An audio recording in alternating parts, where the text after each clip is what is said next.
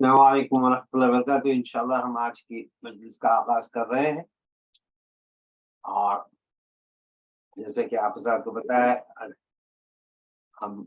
खैबर के ताल्लुक से बयान हो रहा है और उस सिलसिले में आपको मजीद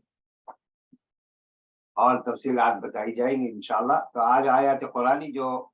तिलावत की जाएगी वो सूरह अल फतह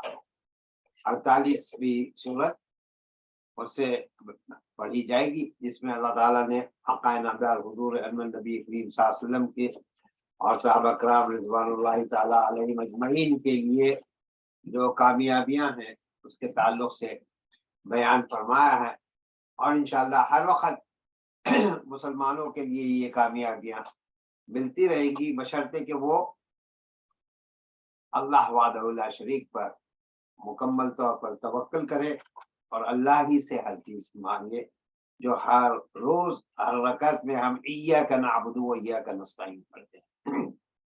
अऊज़ु बिल्लाहि मिनश शैतानिर रजीम। बिस्मिल्लाहिर रहमानिर रहीम। मुहम्मदुर रसूलुल्लाह वल्लज़ीन माअहू अशिद्दाउ अलल कुफ़ारि रहमाउ बैनहुम तराहुम रुक्अन सुज्जदन यब्तगून फज़लन मिनल्लाहि व रिज़वाना सीमाहुम फी वुजूहिहिम मिन अथरि सुजूद ذلك مثلهم في التوراة ومثلهم في الإنجيل كزرع أخرج شطأه فآزره فاستغلظ فاستوى على سوقه يعجب الضراء ليغيظ بهم الكفار وعد الله الذين آمنوا وعملوا الصالحات منهم مغفرة وأجرا عظيما صدق الله مولانا العظيم وصدق رسوله النبي الكريم أما بعد। जो आयत कुरानी सूरह अल फतह से आपके सामने मैंने तिलावत की है और ये आयत नंबर 29 है, जिसमें अल्लाह रब्बुल इज्जत ने हुजूर अहमद नबी करीम सल्लल्लाहु अलैहि वसल्लम और सहाबा किराम रिज़वानुल्लाहि ताला अलैहिम अजमईन के ताल्लुक से बयान फरमाया है कि मोहम्मद अल्लाह के रसूल है, आक़ाए नामदार हुज़ूर सल्लल्लाहु अलैहि वसल्लम, और जो लोग इनके साथ हैं वो मुनकिरों पर सख्त हैं और आपस में मेहरबान हैं। तुम इनको रुकू में और सिजदे में देखोगे वो अल्लाह का फजल और अल्लाह की रजामंदी के तलब में लगे रहते हैं। इनकी निशानी इनके चेहरों पर है सिजदे के असर से। इनकी ये मिसाल तौरात में है और इंजील में। इनकी मिसाल ये है कि जैसे खेती, इसने अपना जो है खेती के जो मामला है फिर इसको मजबूत किया, फिर वो और उसके अंदर जो है पैदावार हुई और फिर उसके बाद जो उससे जो दरख्त की शक्ल इख्तियार कर गया वो खड़ा हो गया दरख्त जमीन पर मजबूती के साथ, और वो किसानों को बहुत ही भला लगता है ताकि इनसे कुफ्फार की तरफ जो है जिन्होंने ऐसा नहीं किया उनके लिए वो जलाए। इनमें से जो लोग ईमान लाए और नेक अमल किया अल्लाह ने इनसे माफी का और बड़े सवाब का वादा किया है। तो इन आयत कुरानी में अल्लाह ताला ने एक दरख्त की मिसाल से बताया है कि एक मुसलमान की इस दुनिया में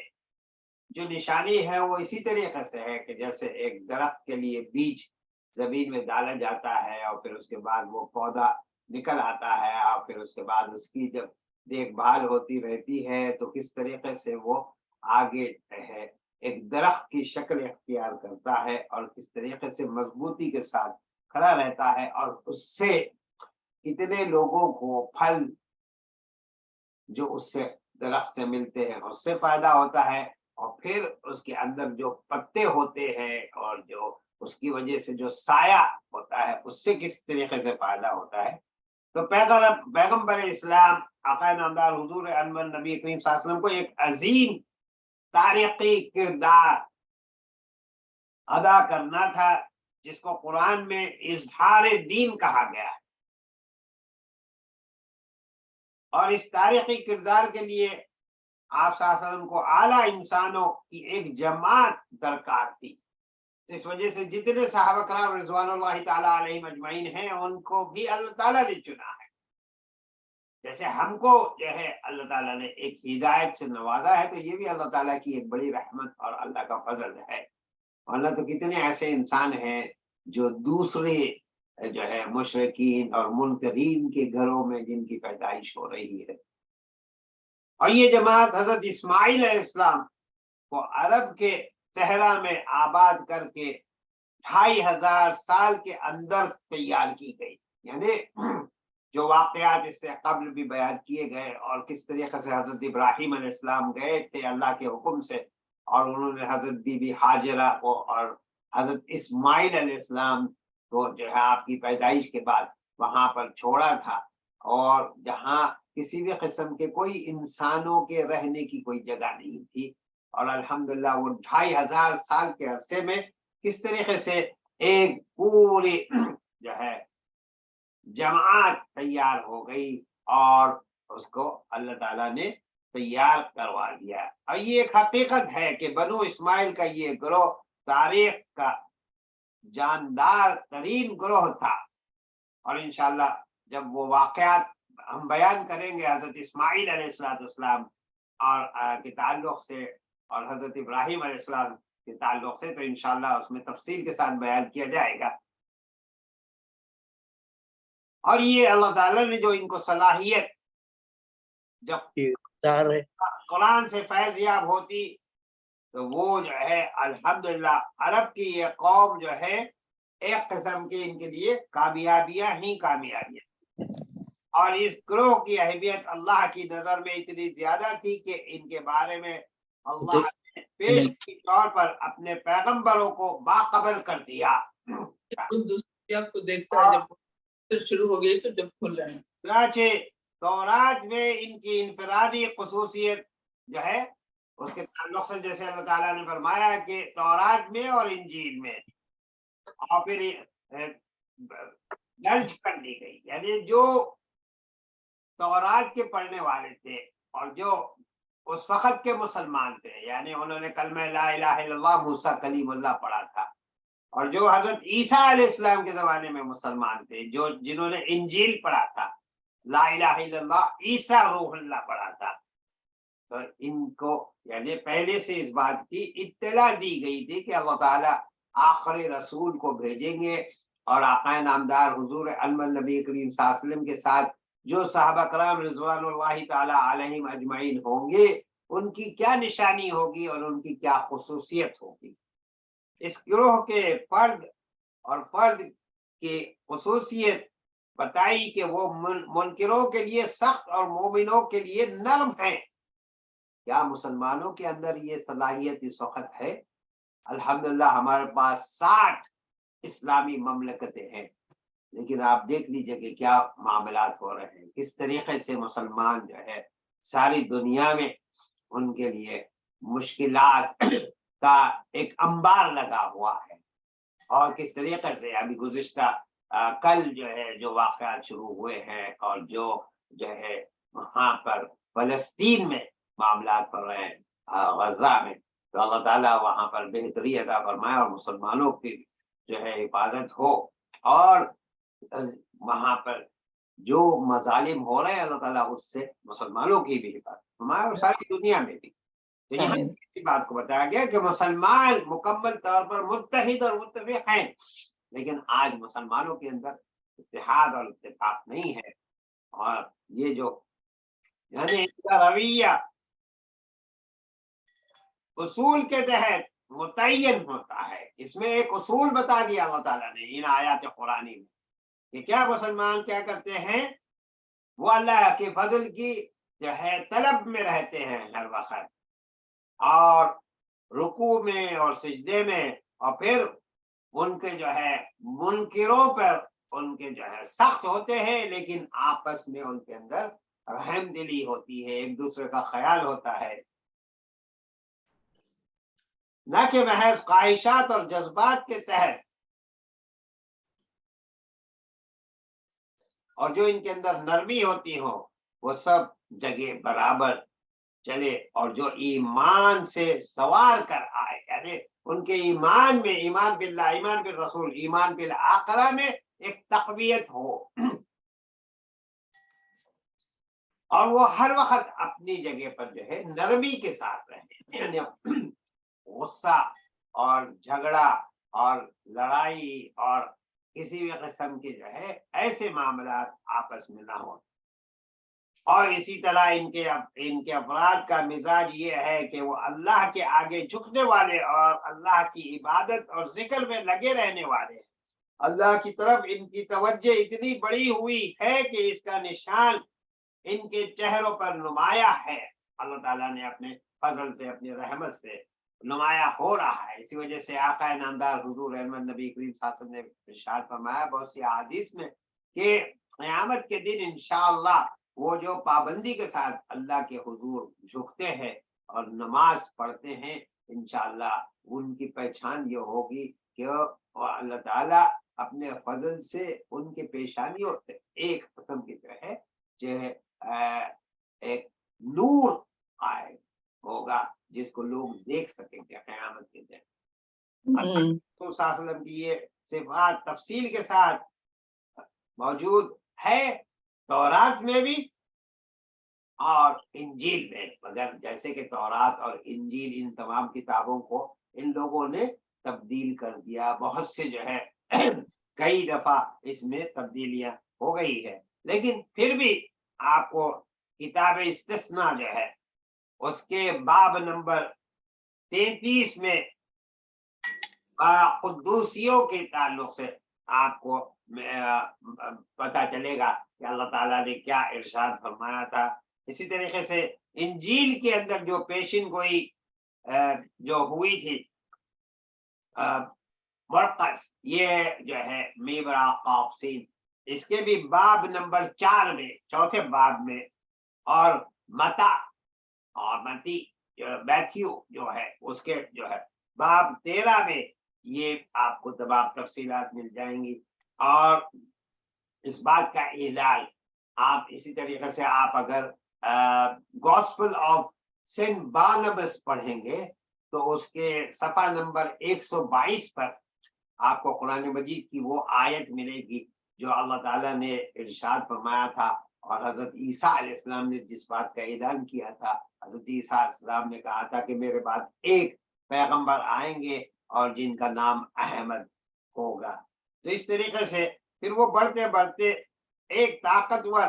درخت بن جائے گا، یعنی پورے مسلمان امت ایک طاقتور درخت کی شکل میں انشاءاللہ متحد اور متفق ہو کر دین کی محنت کا کام کریں گے، یہاں تک کہ اس کا استحکام اس درجے کو پہنچ جائے گا کہ اہل حق اس کو دیکھ کر خوش ہوں گے، اور اہل باطل جو ہوں گے ان کے اندر ہر قسم کا بغض ہوگا، حسد ہوگا، کینہ ہوگا، ان کے اندر غصہ ہوگا، اور وہ اسی جو ہے نفرت میں مبتلا ہوں گے۔ اور لیکن ان کے یہ تمام خواہشات کے مطابق کہ ہم کسی طریقے سے مسلمانوں کو شکست دے دیں، ان کو ہرا دے، انشاءاللہ اللہ نے چاہا تو باوجود اس کے وہ کچھ ان کا بگاڑ نہیں سکیں گے، کسی قسم کے ان کے لیے کوئی جو ہے شکست کا معاملہ نہیں ہوگا، بلکہ وہی خود شکست کھاتے رہیں گے۔ تو جیسے واقعات آپ کو بیان کیے گئے تھے گزشتہ بھی کہ پہلے نزار کی فتح، پھر اس کے بعد اس سے پہلے قلعہ ابی کی فتح، قلعہ زبیر کی فتح، قلعہ صاد عین با بن معاذ، قلعہ صاد بن معاذ کی فتح، پھر اسی طریقے سے آپ کو بتایا گیا حضرت علی رضی اللہ تعالیٰ عنہ نے کیا اشعار پڑھے، اور پھر اس سے پہلے جو ہے مرحب جو ایک جو ہے منکرین اور مشرکین کا جو بہت بڑا لیڈر بھی تھا اور یہ سمجھتا تھا کہ اس کے آگے کوئی نہیں ٹھہر سکتا، اس نے کیا اشعار پڑھے تھے اپنے غرور اور تکبر کے ساتھ، اور پھر کس طریقے سے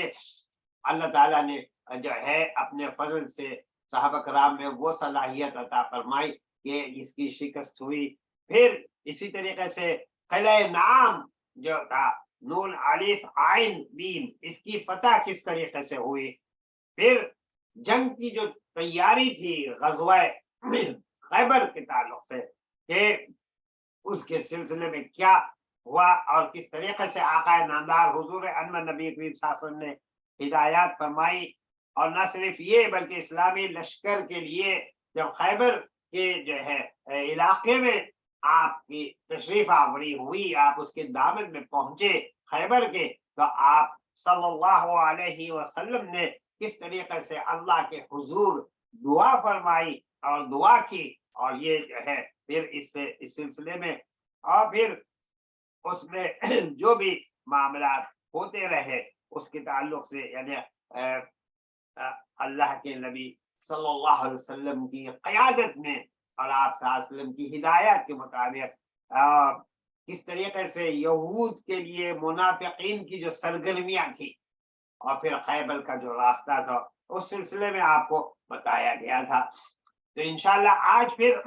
آگے کے جو واقعات ہے، یعنی خیبر کے نصف ثانی کے فتح کے تعلق سے، یہ یعنی نطاق اور شق کا علاقہ جو ہے تو فتح ہو چکا تھا، تو حضور انور نبی کریم صلی اللہ علیہ وسلم نے کتیبہ وطہی اور سلالم کے علاقے کا رخ کیا۔ اس کے بعد کے جو راستے تھے پھر آقا نامدار حضور انور نبی کریم صلی اللہ علیہ وسلم نے اس طرف کا رخ کیا، اور سلالم بنو نذیر کے ایک مشہور یہودی ابو الحقیق کا قلعہ تھا، یہ ایک یہودی کا جو ہے قلعہ تھا، مینشن تھا، پیلس تھا، اور ادھر نطاق اور شق کے علاقے سے شکست کھا کر بھاگنے والے سارے یہودی بھی یہی پہنچے تھے۔ جب یہ دوسرے علاقوں سے ان کے جو ہے جو شکست ہو گئی تو یہ سب کے سب اسی جگہ آ گئے تھے، اور یہ بہت ہی مضبوط قسم کا قلعہ تھا، مینشن تھا یا پیلس تھی۔ اور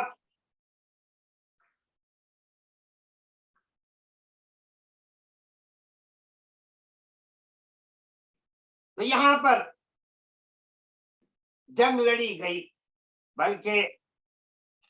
یہ قلعہ محض جنگ کے ذریعے فتح کیا گیا، یعنی یہاں پر مسلمانوں کے درمیان اور یہودیوں کے درمیان جنگ ہوئی، اور پھر اس میں اللہ تعالیٰ نے مسلمانوں کو کامیابی عطا فرمائی، اور یہودیوں کی طرف سے خود جو ہے انہوں نے یہ کہا کہ ہم یہاں آپ سے بات چیت کرنا چاہتے ہیں، اور اس علاقے کے تینوں جو قلعے تھے جس میں یہ لوگ رہ رہے تھے اور انہوں نے اپنے آپ کو وہاں پر محفوظ سمجھا تھا، وہاں پر بات چیت کے ذریعے مسلمانوں کے حوالے کیے گئے۔ انہوں نے قلعہ قموس، اس وہاں پر جنگ ہوتی رہی، قاف میم واو صاد، اور بلکہ اس کے علاوہ جو اور دو قلعے تھے اس میں جو لوگ تھے انہوں نے کہا نہیں، ہم بات چیت کے لیے تیار ہیں، ہم صلح کرنے کے لیے تیار ہیں، اور ہم جو ہے بات چیت کر کے اس معاملے کو پورا کر دیا۔ حضور انور نبی کریم صلی اللہ علیہ وسلم نے اس علاقے کتیبہ میں آپ تشریف لائے تو وہاں کے باشندوں کا سختی سے محاصرہ کیا۔ یہ محاصرہ تقریباً 14 دنوں تک چلتا رہا، 14 روز تک جو ہے جاری رہا، اور یہود اپنے قلعوں سے نکل ہی نہیں رہے تھے، وہ اپنے قلعوں میں ہی تھے اور سے بالکل بھی باہر نہیں نکل رہے تھے، کیونکہ گھیراؤ جو مسلمانوں کا تھا اطراف میں، محاصرہ یہ اس قلعے کے اطراف میں تھا، اور یہاں تک کہ رسول اللہ صلی اللہ علیہ وسلم نے اس بات کا ارادہ فرمایا، قصد فرمایا کہ منجنیق نصف پر پائیں، اور جب یہود کو تباہی کا یقین ہو گیا تو انہوں نے حضور احمد نبی کریم صلی اللہ علیہ وسلم سے صلح کے لیے جو ہے انہوں نے پھر آگے بڑھ کے اس بات کی خواہش کا اظہار کیا کہ ہم اللہ کے نبی صلی اللہ علیہ وسلم کے ساتھ بات چیت کرنا چاہتے ہیں اور صلح کرنا چاہتے ہیں۔ پہلے ابن عابل حقیق نے حضور احمد نبی کریم صلی اللہ علیہ وسلم کے پاس یہ پیغام بھیجا کہ میں آپ کے پاس آ کر بات چیت کر سکتا ہوں۔ پہلے اس نے جو ہے یہ حضور احمد نبی کریم صلی اللہ علیہ وسلم کے پاس جو ہے یہ بات بھجوائی اور یہ پیغام بھجوایا۔ آپ صلی اللہ علیہ وسلم نے فرمایا ہاں، اور جب یہ جواب ملا تو اس نے آپ صلی اللہ علیہ وسلم کے پاس حاضر ہو کر اس شرط پر صلح کر لی کہ قلعے میں جو فوج ہے اس کی جو ہے اس کے ساتھ کسی بھی قسم کا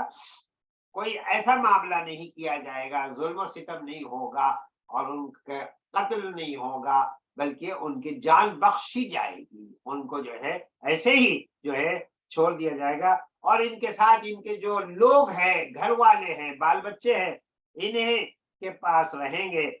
اور ان کو کسی بھی قسم سے جو ہے پرزنر آف وار نہیں بنایا جائے، یعنی قیدی نہیں بنایا جائے گا، بلکہ وہ اپنے بال بچوں کو لے کر خیبر کی سرزمین جو ہے، خیبر کا جو علاقہ ہے وہ اس سے نکل جائیں گے، یعنی ان کے لیے جو ہے اس بات کی اجازت ہوگی کہ یہ سب کے سب وہ اس علاقے کو چھوڑ کر چلے جائیں، اور ان کا جو مال ہوگا اور وہاں جو ان کے باغات تھے اور ان کی جو زمینیں تھیں اور جتنے بھی ان کے سونا چاندی جتنے بھی اور اس کے علاوہ مویشیوں میں جو ہے جانور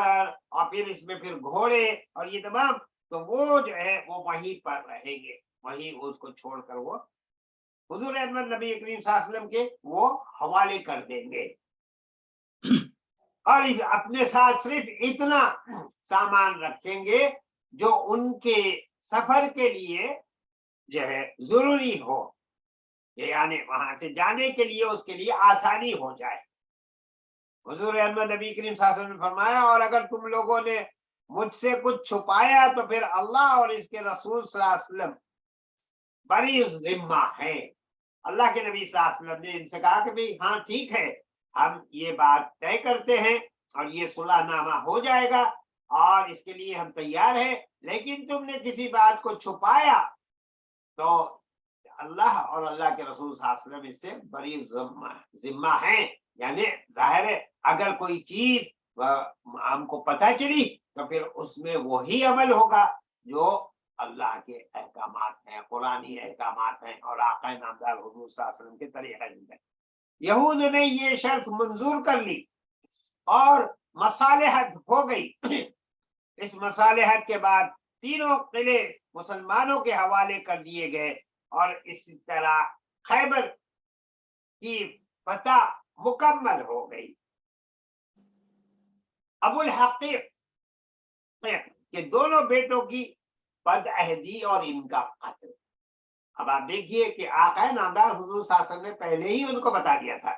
کہ دیکھو کسی قسم کا کوئی دھوکہ نہیں ہونا ہے،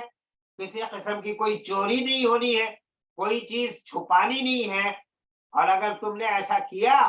تو پھر اس میں ہم کو وہی کرنا پڑے گا جو کہ ایک معاملہ کیا جاتا ہے ان لوگوں کے ساتھ جو بد عہدی کرتے ہیں، خلاف ورزی کرتے ہیں، اور جو ہے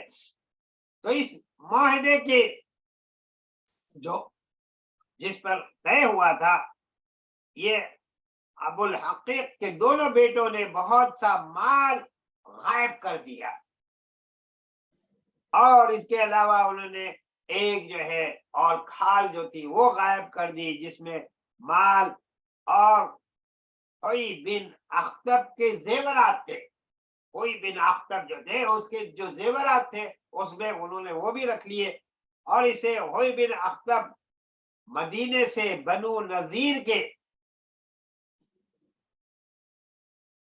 साथ वो अपने लेकर आया था। तो हुजूर अहमद नबी करीम सल्लल्लाहु अलैहि वसल्लम के पास किनाना बिन अबिल हकीक लाया गया, उसको फिर बुलाया गया। इसके पास बनु नजीर का खजाना था,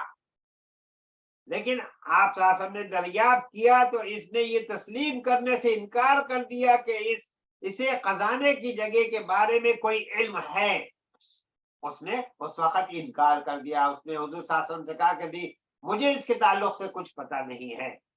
इसके बाद एक यहूदी ने आकर बताया कि मैं कनाना को रोजाना इस वीराने का चक्कर लगाते हुए देखता था। और इस पर रसूलुल्लाह सल्लल्लाहु अलैहि वसल्लम ने कनाना से फरमाया, ये बताओ कि अगर ये खजाना हमने तुम्हारे पास से बरामद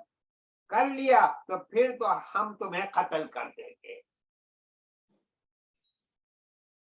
इसने कहा जी हाँ,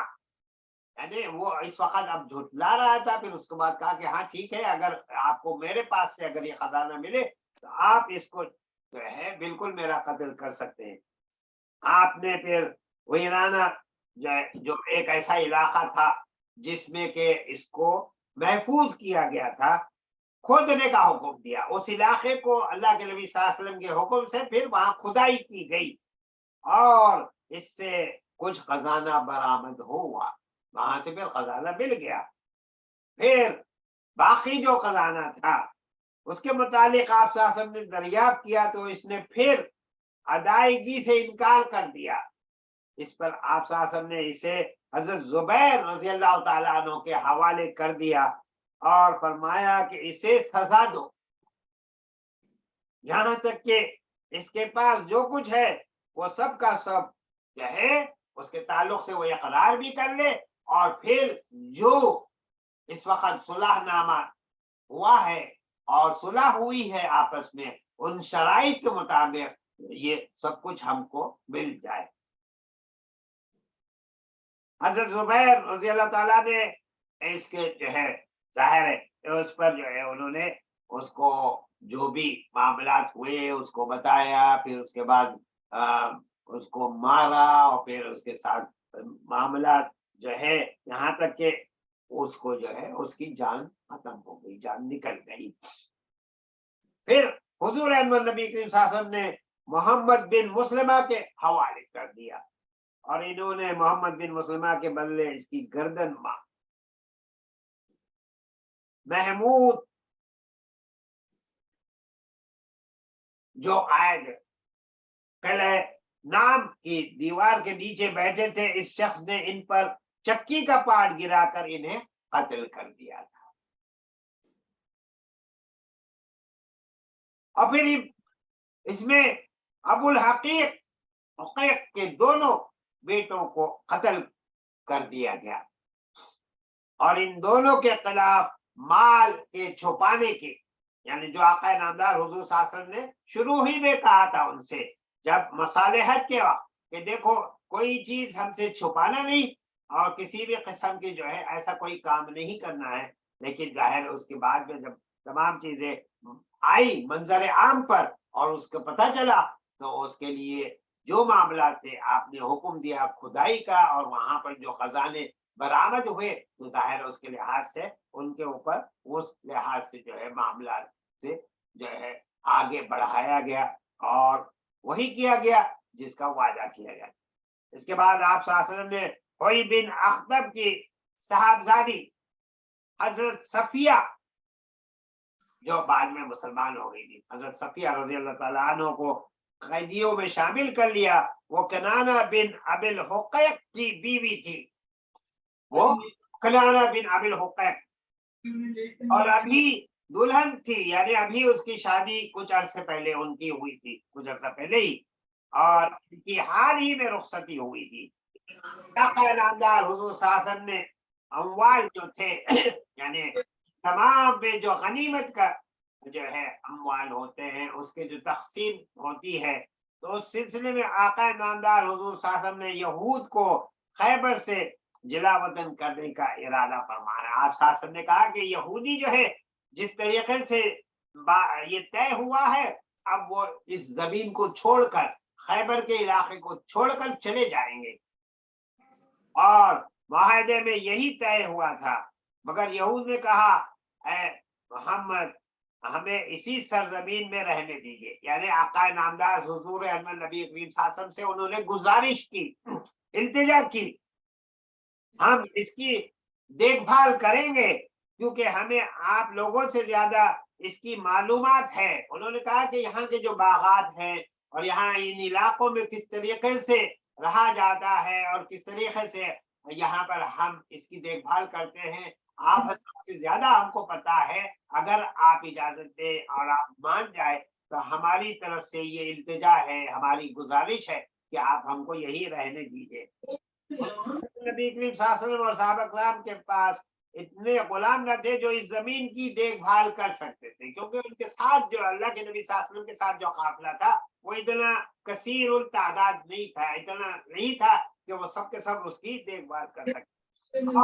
اس میں جو کام ہوتے ہیں کھیتی باڑی کے اور یہ باغات کی دیکھ بھال کے، ان تمام کے کرنے کے لیے تو خود صحابہ کرام رضوان اللہ تعالی علیہم اجمعین جو ہے ان کے پاس بھی اتنا وقت نہیں تھا اور کہ وہ جو ہے ان تمام کاموں میں جو ہے اپنا وقت دے سکے، کیونکہ ان کی مختلف جو ذمہ داریاں تھیں۔ تو اس لیے آپ صلی اللہ علیہ وسلم نے خیبر کی زمین اس پر یہود کے حوالے کر دی کہ ساری کھیتی اور تمام پھلوں کی پیداوار کا آدھا حصہ جو ہوگا وہ یہود کو دیا جائے گا، یعنی جب ساری کھیتی اور اس کے پھر پھلوں کا معاملہ ہوگا تو جو کچھ بھی وہاں ہوگا اس میں سے 50% جو ہوگا وہ یہود کو دیا جائے گا ان کی اجرت کے طور پر، اور جب تک رسول اللہ صلی اللہ علیہ وسلم کی مرضی ہوگی اس پر برقرار رکھیں گے، یعنی اللہ کے نبی صلی اللہ علیہ وسلم جب تک چاہیں گے یہ معاہدہ چلتا رہے گا، اور جب چاہیں گے ان کو پھر اس بات کے لیے اس معاہدے میں بتا دیا گیا کہ اگر جب اللہ کے نبی صلی اللہ علیہ وسلم چاہیں گے کہ نہیں اب مزید اس سلسلے میں آگے نہیں ہم کو اس معاہدے کو رکھنا ہے، تو آقا نامدار حضور صلی اللہ علیہ وسلم نے پہلے ہی ان کو بتا دیا کہ جب تک اللہ کے نبی صلی اللہ علیہ وسلم چاہیں گے یہ معاہدہ رہے گا، اور جب نہیں چاہیں گے تو پھر تم کو اس علاقے کو چھوڑ کر جانا پڑے گا، یعنی خیبر کی زمین کو سے جانا پڑے گا۔ اس کے بعد حضرت عبداللہ بن رواحہ رضی اللہ عنہ کہ وہ خیبر کی جو ہے پیداوار کے تعلق سے اللہ کے نبی صلی اللہ علیہ وسلم نے ان کو اس بات کی ذمہ داری عطا فرمائی۔ خیبر کی تقسیم جو تھی وہ اس طریقے سے کی گئی ہے کہ 36 حصوں میں اس کو بانٹ دیا گیا، 36 اس کے لیے، اور ہر حصہ 100 حصوں کا تھا، یعنی ہر حصے میں تقریباً 100 حصے تھے۔ پھر اس طرح کل 3600 حصے ہوئے، 3600، اور اس میں سے نصف یعنی جو ہے 1800 حصے حضور احمد نبی کریم صلی اللہ علیہ وسلم کو اور مسلمانوں کے تھے، یعنی 3600 کے جو 50% تھا، 50% وہ پھر مسلمانوں کے لیے تھا۔ عام مسلمانوں کی طرح حضور احمد نبی کریم صلی اللہ علیہ وسلم کا بھی صرف ایک ہی حصہ تھا، آقائے نامدار حضور احمد نبی کریم صلی اللہ علیہ وسلم کا بھی اس طریقے سے ایک ہی حصہ بنتا تھا۔ باقی یعنی 1800 حصوں پر مشتمل دوسرا جو نصف تھا رسول اللہ صلی اللہ علیہ وسلم نے مسلمانوں کی اجتماعی ضروریات اور حوادث کے لیے الگ کر لیا تھا۔ 1800 حصوں پر خیبر کی تقسیم اس لیے کی گئی کہ یہ اللہ تعالیٰ کی طرف سے اہل حدیبیہ صلح حدیبیہ کا جو سلسلہ میں نے شروع کیا تھا تو ان کے لیے ایک اللہ کی طرف سے ایک تحفہ تھا، ایک عطیہ تھا، جو موجود تھے ان کے لیے بھی اور جو موجود نہیں تھے ان کے لیے بھی، اور اہل حدیبیہ کی جو تعداد تھی وہ جیسا کہ میں نے اس سے پہلے بتایا تھا آپ کو کہ 1400 صحابہ کرام رضوان اللہ تعالی علیہم اجمعین جو آقا نامدار حضور احمد نبی کریم صلی اللہ علیہ وسلم کے ساتھ عمرے کی نیت سے گئے تھے، اور پھر وہاں پر صلح حدیبیہ کا ہوا اور اللہ کے نبی اور صحابہ کرام کو روکا گیا، اور پورے تفصیل کے ساتھ آپ کو واقعات جو بتائے گئے. اور جو خیبر آتے ہوئے اپنے ساتھ 200 گھوڑے لائے تھے، کیونکہ سوار کے علاوہ خود گھوڑے کو بھی حصہ ملتا ہے. اسلامی طریقہ زندگی میں جب مال غنیمت کو تقسیم کیا جاتا ہے تو جو سوار ہے، گھوڑے پر سوار ہو کے آیا ہے، اس کو بھی حصہ ملے گا، اور اس کے گھوڑے کے لیے بھی ایک حصہ ملے گا. تو اور گھوڑے کا حصہ ڈبل یعنی 2 فوجیوں کے برابر ہوتا ہے. اس لیے خیبر کو 1800 حصوں پر تقسیم کیا گیا، تو 200 جو گھوڑا سوار لوگ تھے جو ہے، تو 3 حصے کے حساب سے ان کو 600 حصے ملے تھے. اور 1200 جو پیدل لوگ تھے، یعنی جن کے پاس جو ان کے ساتھ گھوڑا وغیرہ نہیں تھا، اور وہ حضور احمد نبی کریم صلی اللہ علیہ وسلم کے ساتھ ہی تھے اور پیدل چل رہے تھے، تو ان کو ایک حصے کے حساب سے 1200 حصے ملے. خیبر کے اموال غنیمت کی کثرت کا اندازہ آپ اس کے تعلق سے مزید آپ پڑھ سکتے ہیں احادیث کی کتاب میں. البخاری میں پڑھ لیجئے، آپ المسلم میں پڑھ لیجئے، ترمذی میں پڑھ لیجئے، ابن ماجہ میں، ابو داؤد میں، نسائی میں، احمد میں، ان تمام احادیث کی کتابوں میں یا اور دیگر جتنے بھی احادیث کی کتابیں ہیں، اس میں پھر آپ ان واقعات کو تفصیل کے ساتھ پڑھ سکتے ہیں. تو یہاں تک کہ یعنی اس طریقے سے فقیر یعنی حضرت عائشہ صدیقہ رضی اللہ عنہا کی آپ نے روایت کیا تھا کہ انہوں نے فرمایا جب خیبر فتح ہوا تو ہم نے کہا اب ہمیں پیٹ بھر کر کھجور ملے گی، کیونکہ خیبر کا جو علاقہ تھا وہ بہت سی زرخیز قسم کا علاقہ تھا. ایگریکلچرلی وہ ایک سینٹر تھا جہاں پر اللہ کی رحمت کی بارش ہوتی رہی تھی. اور جب رسول اللہ صلی اللہ علیہ وسلم مدینہ طیبہ واپس تشریف لائے تو مہاجرین نے انصار کو کھجوروں کے وہ درخت واپس کر دیے جو انصار نے امداد کے طور پر انہیں دے رکھے تھے، کیونکہ اب ان کے لیے خیبر میں مال اور کھجور کے درخت ہو چکے تھے، تو انہوں نے ان صحابہ کرام کو یہ تمام واپس کر دیے تھے. اسی طریقے سے اسی غزوے میں حضرت جعفر بن ابی طالب رضی اللہ تعالیٰ عنہ خدمت میں نبی کریم صلی اللہ علیہ وسلم کی خدمت میں حاضر ہوئے، اور ان کے ساتھ حضرت عشری رضی اللہ تعالیٰ عنہ جو مسلمان ہوئے تھے، وہ بھی ابو موسیٰ عشری وہ بھی ان کے ساتھ تھے. حضرت ابو موسیٰ عشری رضی اللہ عنہ کا بیان ہے کہ یمن میں ہمیں رسول اللہ صلی اللہ علیہ وسلم کے ظہور کا علم ہوا، تو ہم لوگ یعنی جب اللہ کے نبی صلی اللہ علیہ وسلم سے کے تعلق سے پتا چلا یمن میں کہ اللہ کے نبی صلی اللہ علیہ وسلم کی آمد ہوئی ہے اور آپ آخری رسول ہیں، خاتم النبیین ہیں، تو پھر یہ حضرت ابو موسیٰ عشری رضی اللہ تعالیٰ عنہ انہوں نے یہ کہا کہ ہم لوگ یعنی میں اور میرے 2 بھائی اپنے قوم کے 50 آدمیوں سمیت اپنے وطن سے ہجرت کر کے ایک کشتی میں پر سوار ہو کر آپ صلی اللہ علیہ وسلم کی خدمت میں روانہ ہوئے. لیکن ہماری کشتی نے ہمیں نجاشی کے ملک حبشہ میں وہاں پر وہ ان کو کشتی کو روکنا پڑ گیا، اور وہاں حضرت جعفر اور ان کے ساتھیوں یعنی حضرت جعفر رضی اللہ تعالیٰ عنہ اور ان کے ساتھیوں کو صحابہ کرام رضوان اللہ تعالیٰ علیہم اجمعین جن کو آقا نامدار حضور صلی اللہ علیہ وسلم نے بھیجا تھا. اور گزشتہ کے میرے جو بیانات تھے اگر آپ اس کی طرف اس کو سنیں گے پھر دوبارہ، تو اس میں نجاشی جو بادشاہ تھا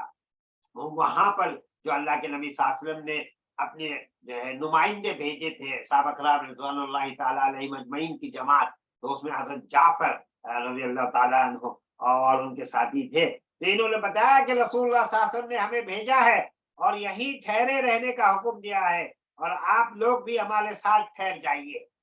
तो जब ये हबशा में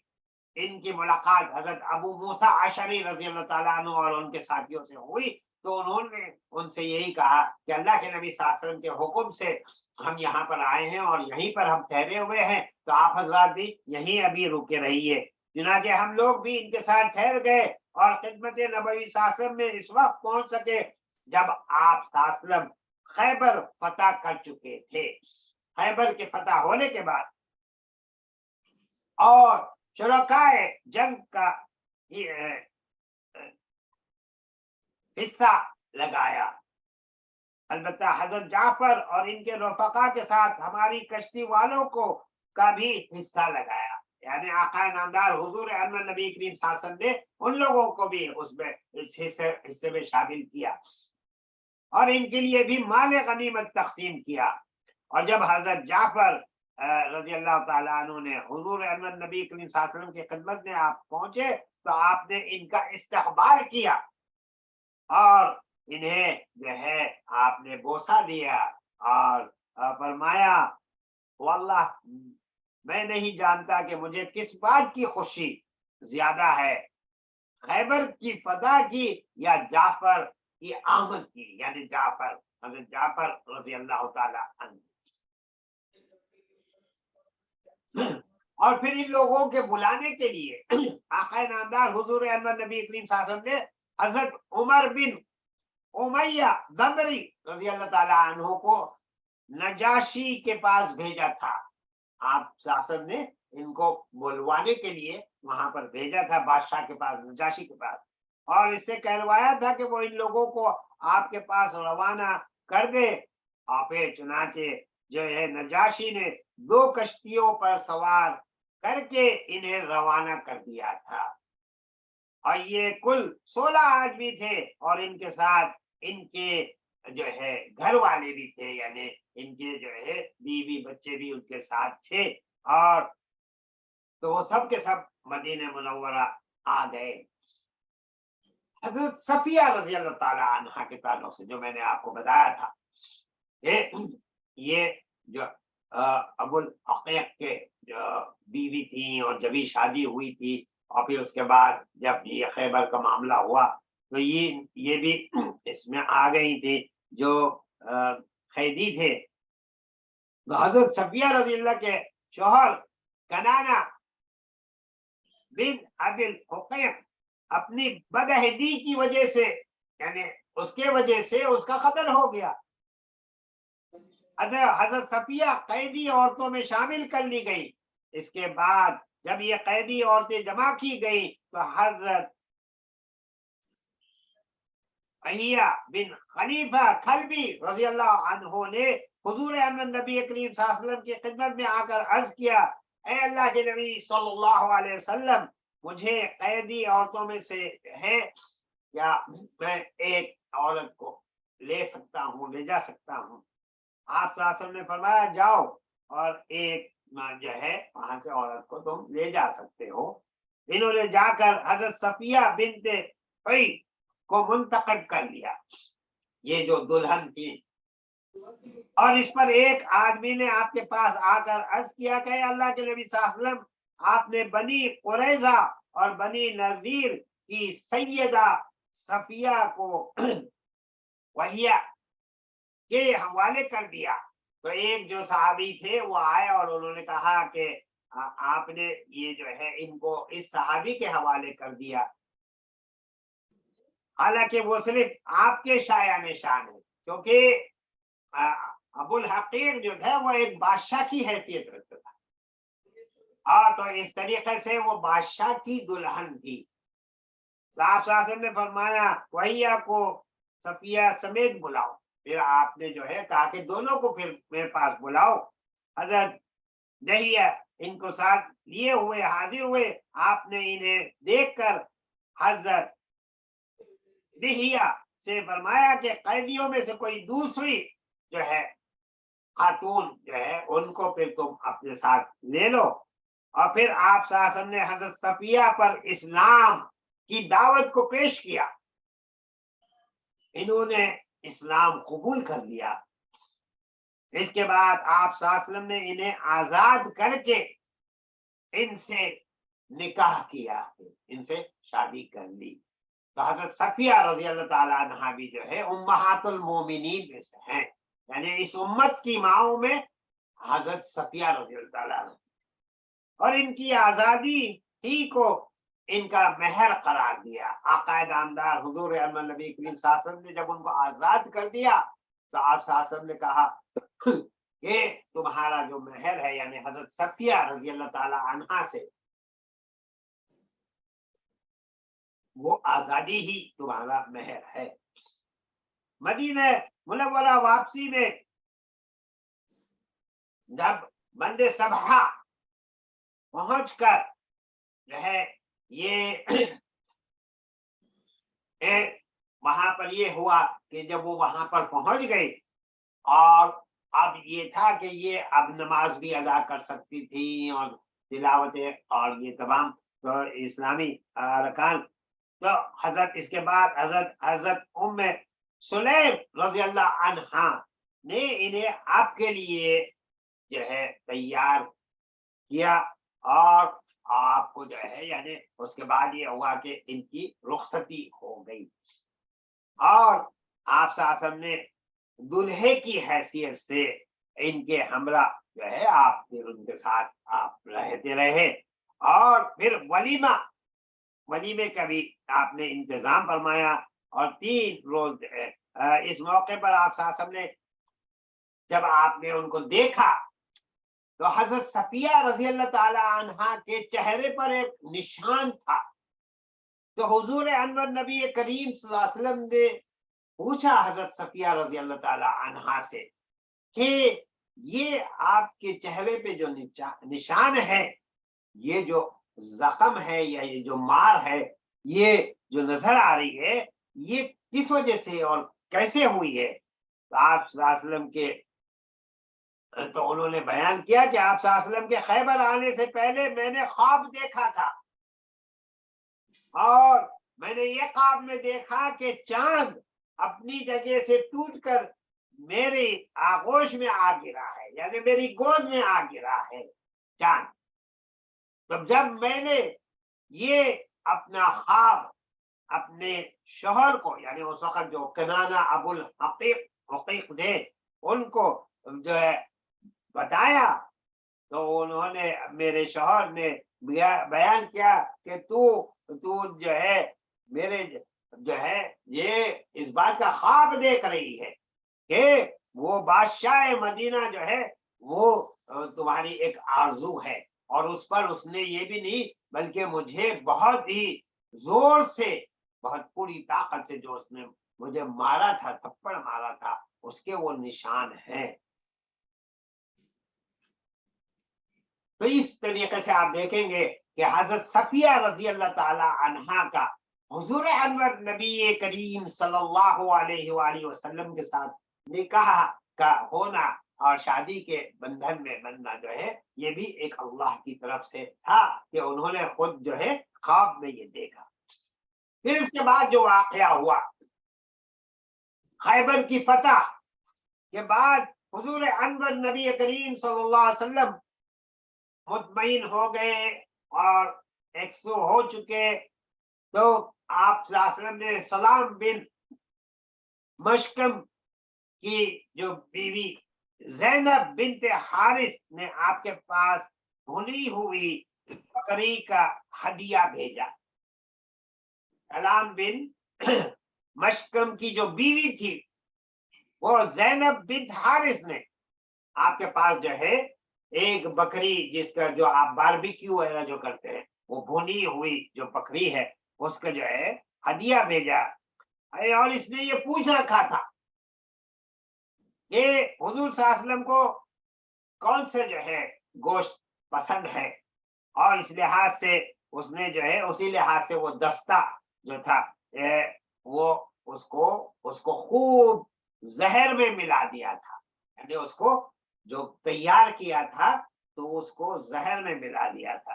اور اس کے بعد بقیہ حصہ بھی زہر آلود کر دیا تھا،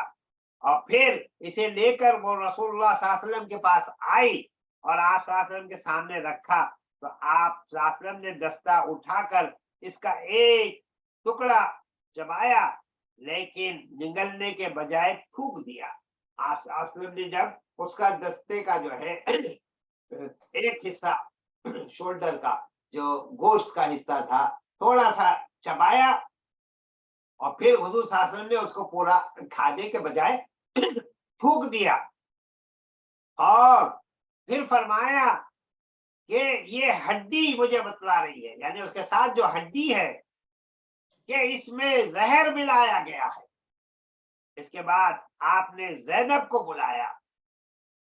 تو اس نے اقرار کر لیا۔ آپ نے پوچھا کہ تم نے ایسا کیوں کیا؟ تو اس نے کہا میں نے سوچا کہ اگر یہ بادشاہ ہے تو ہمیں اس سے راحت مل جائے گی، یعنی اگر یہ بادشاہ ہے تو اس سے ہم کو راحت مل جائے گی، اور اگر نبی ہے تو اسے خبر دے دی جائے گی کہ اس پر آپ نے اسے معاف کر دیا۔ یعنی یہ جو صحابیہ تھی ان کو پھر اللہ کے نبی صلی اللہ علیہ وسلم نے معاف کر دیا۔ اس موقع پر آپ صلی اللہ علیہ وسلم کے ساتھ حضرت بشر بن برا بن معروف رضی اللہ عنہ بھی تھے، آپ کے ساتھ ہی تھے، اور انہوں نے اس میں جو ہے ایک لقمہ کھا لیا تھا اس کا،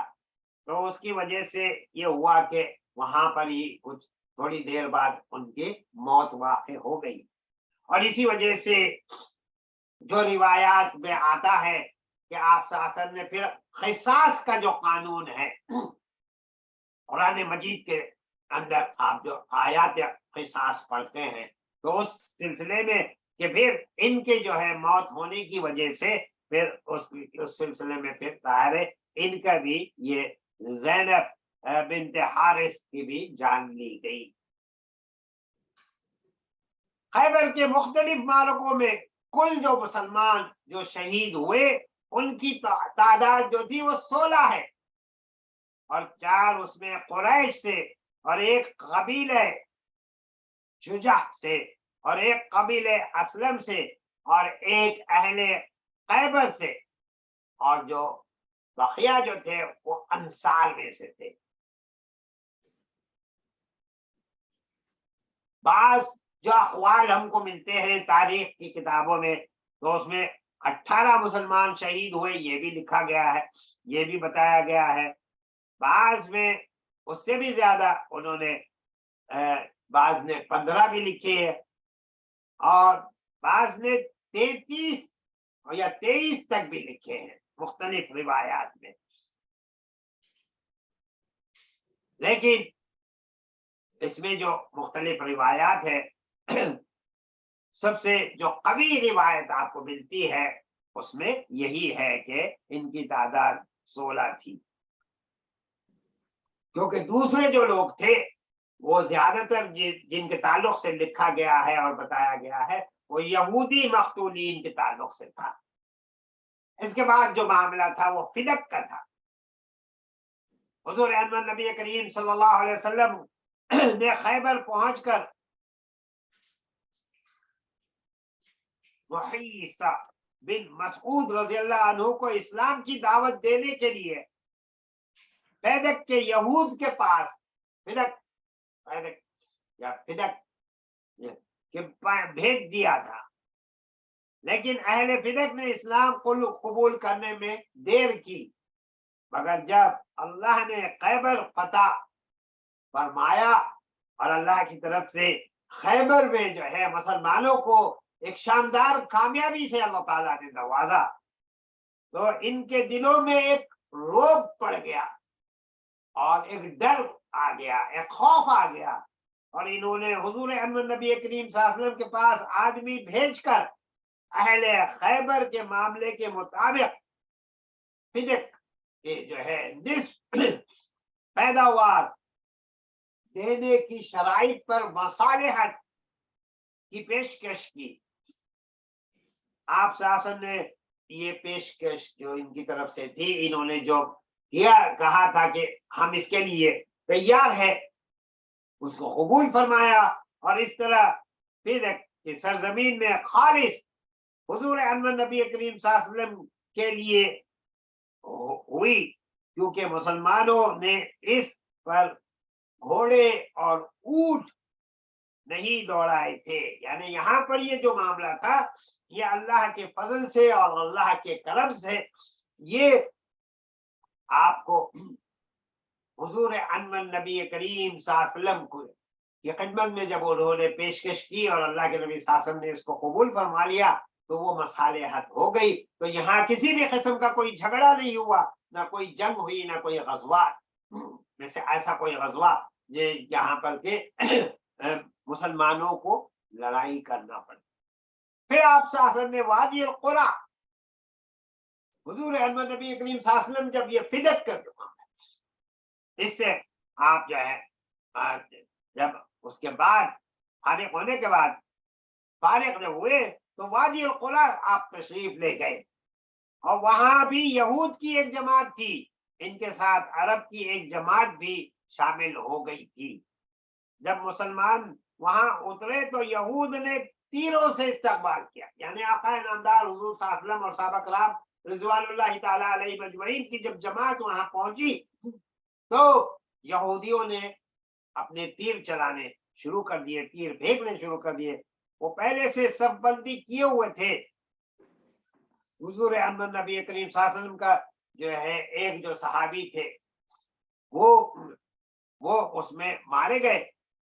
لوگوں نے کہا اس کے لیے جنت مبارک ہو. وہ جو غلام تھا وہ مارا گیا ہے اللہ کے نبی صلی اللہ علیہ وسلم کا. لیکن وہ کیوں مارا گیا؟ یعنی حضور انور نبی کریم صلی اللہ علیہ وسلم نے جب صحابہ کرام نے کہا کہ اس کے لیے جنت مبارک ہو تو آپ صلی اللہ علیہ وسلم نے فرمایا ہرگز نہیں، اس کے لیے جنت نہیں ہے. اس ذات باری تعالیٰ کی قسم، اللہ رب العزت وحدہ لا شریک کی قسم، کہ جس کے ہاتھ میں میری جان ہے، آقا نامدار حضور صلی اللہ علیہ وسلم نے فرمایا اس نے جنگ خیبر میں مال غنیمت کی تقسیم سے پہلے اس میں سے جو چادر چرائی تھی وہ آگ بن کر اس پر بھڑک رہی ہے. یعنی آقا نامدار حضور صلی اللہ علیہ وسلم نے بتایا لوگوں کو کہ دیکھو اس کی جو موت ہوئی ہے وہ اس وجہ سے نہیں ہوئی، بلکہ اس کی موت اس کے اپنے جو ہے خیانت کی وجہ سے ہوئی، خیانت کے گناہ کی وجہ سے ہوئی. جو اس نے مال غنیمت میں سے ایک چادر چرائی تھی وہی چادر کو اللہ تعالیٰ نے اس کے لیے آگ بنا دیا، جس کی وجہ سے وہ اس کی موت ہو گئی ہے. حضور انور نبی کریم صلی اللہ علیہ وسلم کا یہ ارشاد مبارک جب سنا تو ایک آدمی ایک تسمہ یا دو تسمے لے کر آپ صلی اللہ علیہ وسلم کی خدمت میں حاضر ہوا. حضور صلی اللہ علیہ وسلم نے فرمایا یہ ایک تسمہ یا دو تسمے آپ کے ہیں، یعنی اس کے جو جوتوں کے تسمے تھے وہ اللہ کے نبی صلی اللہ علیہ وسلم کے سامنے لے آیا بتانے کے لیے. تو ایک جو تو آپ نے کہا کہ یہ سب آپ کے ہیں. اس کے بعد حضور انور نبی کریم صلی اللہ علیہ وسلم نے جنگ کے لیے صحابہ کرام کی ترتیب اور سب بندی. لیکن اس سے قبل یاد رکھیے کہ ہر قسم کی جو قیادت ہے وہ بہت بڑا گناہ ہے. اسی وجہ سے اللہ کے نبی صلی اللہ علیہ وسلم کی جو حدیث مبارک ہے لا ایمان لمن لا امانت له ولا دین لمن لا عہد له، اس کے اندر کوئی جو ہے لا ایمان، کوئی ایمان نہیں ہے، لمن لا امانت له جس میں امانت داری نہ ہو، ولا دینا اور اس میں کوئی دین نہیں ہے جس میں جو ہے عہد کو پورا کرنے کے جو ہے اس کے اندر وہ صلاحیت نہ ہو، وہ جذبہ نہ ہو، وہ شوق نہ ہو، وہ ارادہ نہ ہو. کیوں؟ کیونکہ ہم سب کا جو ہمارے جو عہد ہے وہ اللہ اور اللہ کے رسول صلی اللہ علیہ وسلم کے ساتھ ہے. لا الہ الا اللہ ہمارا پاسپورٹ ہے، تو محمد الرسول اللہ ہمارے لیے ویزا ہے، اس دنیا کے لیے بھی اور آخرت کی زندگی کے لیے بھی. اس وجہ سے ہر قسم کی ہے خیانت سے آدمی کو ہر وقت بچتے رہنا چاہیے. اور جو ہے ہمارے لیے امانت ہے والدین کے لیے وہ ہر چیز ان کے پاس جو کچھ ہے، ان کے جو ہے گھر والے، ان کے بیوی بچے، ہر ایک کے ساتھ ہر ایک سے سوال کیا جائے گا کہ اللہ تعالیٰ نے یہ سب کی سب نعمتیں عطا کی تھی، ان کا تم نے کس طریقے سے جو ہے ان کی تربیت کی، ان کے جو ہے تعلیم کی، ان کے تعلق سے جو ہے ان کے اندر ایمانی طریقے زندگی کے لیے کیا کیا محنت کی۔ تو پورے لشکر کا علم جو ہے یہاں پر جو ہے، اس کے بعد حضور صلی اللہ علیہ وسلم نے جنگ کے لیے صحابہ کرام کی ترتیب فرمائی اور سب بندی کی، اور پورے لشکر کا علم جو تھا حضرت سعد بن عبادہ رضی اللہ تعالیٰ عنہ کے حوالے کیا، اور ایک پرچم خباب بن منذر رضی اللہ کو دیا، اور تیسرا پرچم جو تھا، جو جھنڈا تھا، وہ عبادہ بن بشر یا بشیر کو دیا۔ اس کے بعد آپ صلی اللہ علیہ وسلم نے یہود کو اسلام کی دعوت دی، انہوں نے قبول نہ کیا، اور ان کا ایک آدمی میدان جنگ میں اترا، ادھر سے حضرت زبیر بن عوام رضی اللہ عنہ نمودار ہوئے، وہ آئے اور اس میں جب دونوں کا مقابلہ ہوا تو حضرت زبیر رضی اللہ تعالیٰ عنہ کو اللہ تعالیٰ نے کامیابی سے نوازا۔ پھر دوسرا آدمی نکلا، حضرت زبیر رضی اللہ تعالیٰ عنہ نے اسے بھی قتل کر دیا، اس کا بھی معاملہ۔ اور اس کے بعد ایک اور آدمی میدان میں آیا، اس کے مقابلے کے لیے حضرت علی رضی اللہ تعالیٰ عنہ نکلے، اور پھر اس میں بھی اللہ تعالیٰ نے کامیابی دی اور اس آدمی کا قتل ہو گیا۔ اس طرح رفتہ رفتہ ان لوگوں میں جو طریقہ کار تھا کہ پہلے ایک ایک آدمی آیا کرتا تھا، پھر اس کے بعد آہستہ آہستہ، پھر جب گھمسان کی جب لڑائی ہوتی، جنگ ہوتی، تو وہ بعد میں ہوتی۔ تو اس طریقے سے 11 آدمی مارے گئے ان کے یہودیوں کے، اور جب ایک آدمی مارا جاتا تو حضور احمد نبی کریم صلی اللہ علیہ وسلم باقی یہودیوں کو اسلام کی دعوت دیتے۔ یعنی یہ یاد رکھیے کہ اسلام کی دعوت کی جو اہمیت ہے اور اس کو پہنچانا، کاش کہ اللہ تعالیٰ ہمارے جتنے حکمران ہیں ساری دنیا میں، اور ان کو اس بات کی توفیق عطا فرمائے کہ دین کی تبلیغ کا کام ان کے ذریعے سے شروع ہو جائے اور پھیلنے لگے ہر طرف۔ تو یہ یعنی آپ دیکھیے کہ یہاں پر ہر بار ایک آدمی کا قتل ہو رہا، اس کے بعد اللہ کے نبی صلی اللہ علیہ وسلم ان کو اسلام کی دعوت دے رہے ہیں کہ کلمہ لا الہ الا اللہ محمد رسول اللہ پڑھ لو اور دین میں داخل ہو جاؤ۔ تو اس سے بات کا بھی پتہ چلتا ہے کہ اسلام میں پوریزی نہیں ہے، بلکہ یہ اللہ کے نبی صلی اللہ علیہ وسلم کو اللہ تعالیٰ نے رحمت للعالمین بنا کر بھیجا ہے، سارے عالموں کے لیے رحمت۔ تو مسلمان بھی اسی پر کام کرتے رہیں گے، لیکن جہاں پر کہ ایسے واقعات ہوں گے جہاں پر مسلمانوں کو زیر کیا جائے گا، ان پر ظلم کیا جائے گا، ان کے اوپر زیادتی کی جائے گی، تو احکامات قرآنی کے تحت ہم کو پھر اپنا جو ہے ڈیفنس بھی کرنا پڑے گا، ہم کو اپنی حفاظت بھی کرنی پڑے گی، ہم کو اپنے آپ کو محفوظ بھی کرنا پڑے گا۔ لیکن دین اسلام کی جو دعوت ہے، دعوت تبلیغ، وہ کبھی بھی نہیں رکے گی، یہ سلسلہ آگے بڑھتا رہے گا۔ جب نماز کا وقت ہوتا تو آپ صلی اللہ علیہ وسلم صحابہ کرام کو نماز پڑھاتے اور پھر پلٹ کر یہود کے بالمقابل چلے جاتے اور انہیں اسلام اور اللہ اور اس کے رسول صلی اللہ علیہ وسلم کی دعوت دیتے۔ یعنی مسلسل طور پر آپ دیکھیں گے کہ اللہ کے نبی صلی اللہ علیہ وسلم جو ہے میدان جنگ میں بھی آپ جو ہے دعوت تبلیغ کر رہے ہیں، دین کی دعوت پہنچا رہے ہیں، اور جو ہے اور اس طرح لڑتے لڑتے شام ہو گئی، دوسرے دن صبح آپ صلی اللہ علیہ وسلم پھر تشریف لے گئے، لیکن ابھی سورج جو ہے نیزہ برابر بھی بلند نہ ہوا ہوگا کہ ان کے ہاتھ میں جو کچھ تھا اسے آپ کے حوالے کر دیا۔ یعنی اس وقت انہوں نے سب کچھ جو ہے آقا نامدار حضور انور نبی کریم صلی اللہ علیہ وسلم کے حوالے کر دیا۔ یعنی اشراق کا جو وقت ہوگا اور جو ہے اس کے بعد کا وقت، یعنی وہ ایک بزور قوت فتح حاصل کی، اور اللہ نے ان کے اموات جو تھے آپ صلی اللہ علیہ وسلم کو गनीमत में दिए और सहाबा कराम को बहुत सारा जो है सामान उसमें मिल गया। हुजूर अनवर नबी करीम सल्लल्लाहु अलैहि वसल्लम ने वादी अल कुरा में 4 रोज क़याम फरमाया और जो माल गनीमत हाथ आया इसे सहाबा कराम रिज़वानुल्लाहि ताला अलैहिम अजमईन पर तक़सीम फरमाया और जमीन और खजूर के बागात को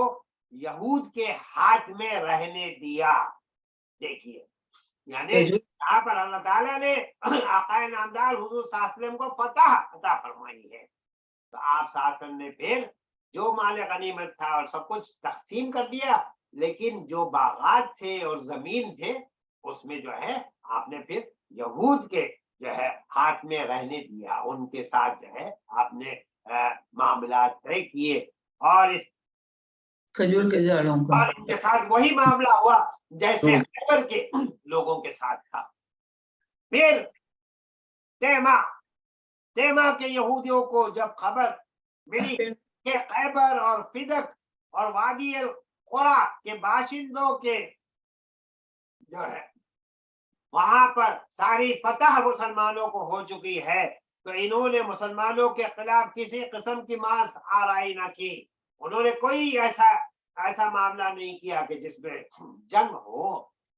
और बजाय उसके वो खुद जो है उन्होंने अपना आदमी भेजकर हुजूर अनवर नबी करीम सल्लल्लाहु अलैहि वसल्लम की खिदमत में सुलह की पेशकश की। हुजूर अनवर नबी करीम सल्लल्लाहु अलैहि वसल्लम इनकी पेशकश कबूल कर। तो अब ये कितने वाकयात हैं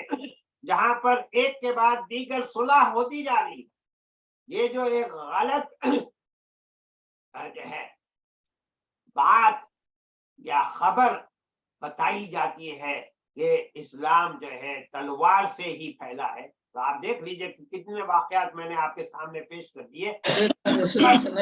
नामदार हुजूर अनवर नबी करीम सल्लल्लाहु अलैहि वसल्लम ने बगैर किसी जंग के, बगैर किसी जो है ऐसे लड़ाई के अल्हम्दुलिल्लाह एक के बाद दीगर जो है सुलह नामा होता चला गया, उसकी पेशकश आती चली गई और लोग जो है दीन में भी दाखिल होते चले गए। और यहूद ने अपने माल और मता में जो है उसके ताल्लुक से जो सुलह की वही मुकीम रहे, और इसके ताल्लुक से आप साहब ने एक तहरीरी तौर पर मसालहत जो की गई है उसको तहरीर की शक्ल अता की और उसको तहरीर तौर पर तैयार किया गया, और उसमें ये लिखा कि मैं जो हूँ मोहम्मदुर रसूलुल्लाह की तरफ से बनु आदिया ऐन अलिफ दाल या अलिफ के लिए,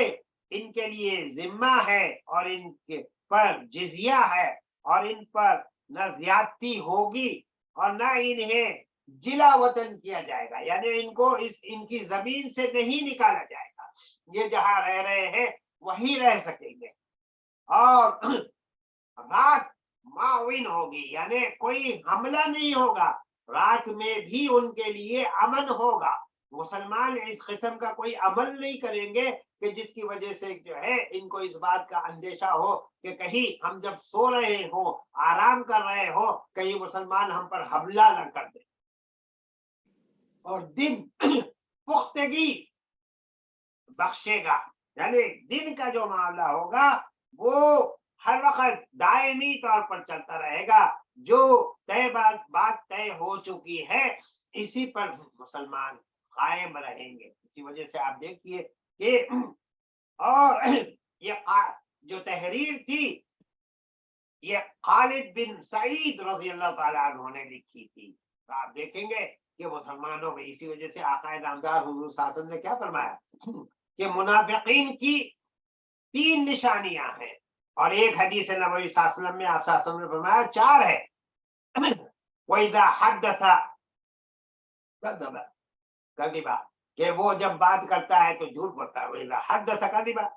और फिर इसी तरीके से कोई अमानत हो तो खयानत करता है, और वो कोई जो है वायदा करता है तो वायदा खिलाफी करता है। फिर मुस्लिम शरीफ की जो हदीस है उसमें अल्लाह के नबी सल्लल्लाहु अलैहि वसल्लम ने फरमाया कि अगर कोई छोटी सी बात हो जाए और कोई उसके लिए नागवार हो तो वो फौरन जो है اس کا جو رویہ ہوتا ہے بدسلوکی میں تبدیل ہو جاتا ہے، یعنی گالی گلوچ پر آ جاتا ہے، تو یہ بھی ایک منافقت کی نشانی ہے۔ تو ان تمام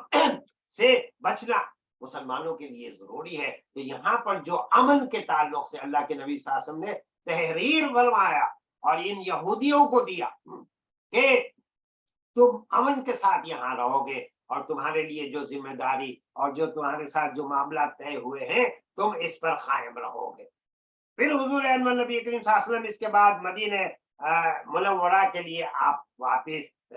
آئے، اور واپسی کے دوران لوگ جو تھے صحابہ کرام رضوان اللہ تعالی علیہ مجمعین ایک وادی کے قریب پہنچے تو بلند آواز سے اللہ اکبر لا الہ الا اللہ کہنے لگے۔ حضور احمد نبی کریم صلی اللہ علیہ وسلم فرمایا اپنے آپ پر نرمی کرو، تم لوگ کسی بہرے اور غائب کو نہیں پکار رہے ہو۔ یعنی جوش میں مسلمان آ کر، اور جب وہ مدینہ منورہ کے قریب پہنچ رہے تھے تو انہوں نے نعرہ تکبیر جو ہے کی آوازیں بلند کرنی شروع کر دی۔ آقا نامدار حضور احمد نبی کریم صلی اللہ علیہ وسلم نے ان کو تلقین فرمائی، ان کو ہدایت فرمائی کہ تم جو ہے اتنی زور زور سے کیوں اللہ اکبر لا الہ الا اللہ اس کی جو ہے کیوں پکار کر لگا رہے ہو، اور جو ہے اپنے اندر نرمی پیدا کرو، اور تم لوگ کسی بہرے اور غائب کو نہیں پکار رہے۔ یعنی اللہ وحدہ لا شریک ہر جگہ موجود ہے، ہر جگہ موجود ہے، تو تم اگر آہستہ بھی اللہ اکبر کہو گے تب بھی اللہ تک پہنچے گا، اور تم جو جس آواز میں کر رہے ہو اور چیخ رہے ہو اور پکار رہے ہو تو اس کی ضرورت نہیں ہے۔ اور پھر اسی اثناء راہ میں راستے میں ایک بارات بھری جو ہے بارات جو تھی وہ سفر جاری رکھنے کے بعد، یعنی ایک پورا ایسا لگ رہا تھا کہ ایک کسی قسم کی ایک بارات چلی جا رہی ہے، ایک مجمع تھا، ایک پورا لشکر تھا۔ آقا نامدار حضور احمد نبی کریم صلی اللہ علیہ وسلم جو ہے وہ واپس تشریف لا رہے ہیں پوری کامیابیوں کے ساتھ، فتح کے ساتھ، فتح مبین جو ہم نے سورہ الفتح میں پڑھا ہے آیات قرآنی۔ اور جو ہے آپ نے آخر رات میں راستے میں کسی جگہ پر آپ نے پھر پڑاؤ ڈالا، اور حضرت بلال رضی اللہ کو یہ تاکید کر کے سو رہے کہ ہمارے لیے رات پر نظر رکھنا، یعنی صبح ہوتے ہی نماز کے لیے بیدار کر دینا۔ لیکن حضرت بلال رضی اللہ تعالیٰ عنہ کی بھی آنکھ لگ گئی تھی، وہ بھی سو گئے، اور وہ جو ہے اپنی سواری کے ساتھ جو ہے وہیں بیٹھے ہوئے سو رہے تھے۔ پھر کوئی بھی بیدار نہ ہوا اس وقت، یہاں تک کہ لوگوں پر دھوپ آ گئی۔ اس کے بعد سب سے پہلے حضور احمد نبی کریم صلی اللہ علیہ وسلم بیدار ہوئے، پھر لوگوں کو بیدار کیا گیا اور ان کو جگایا گیا، اور پھر آپ صلی اللہ علیہ وسلم اس وادی سے نکل کر کچھ آگے تشریف لے گئے، پھر لوگوں کو فجر کی نماز پڑھائی۔ کہا جاتا ہے کہ یہ واقعہ جو ہے جو پیش آیا تھا کہ یہاں پر آپ نے نماز فجر پڑھائی۔